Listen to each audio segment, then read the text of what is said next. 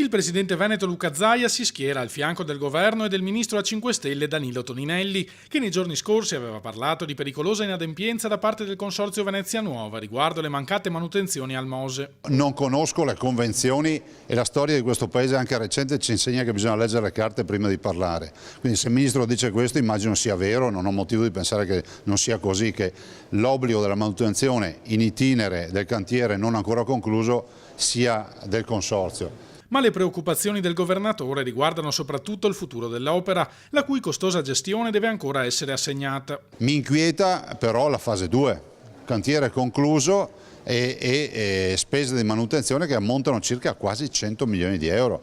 Io vorrei capire, questa è una domanda che faccio al mondo intero, chi ci mette 100 milioni per far funzionare il Mose. Mose, ricordo ai cittadini, che in funzionamento non avrà la salvaguardia di San Marco. San Marco continuerà ad andare sotto acque. Sul fronte delle buone notizie si segnala invece il completamento dell'iter per la definizione del progetto di riconversione e riqualificazione industriale di Porto Marghera, che prevede lo stanziamento di 20 milioni di euro da parte del Ministero dello Sviluppo Economico a sostegno degli interventi privati che dovrebbero reindustrializzare l'area.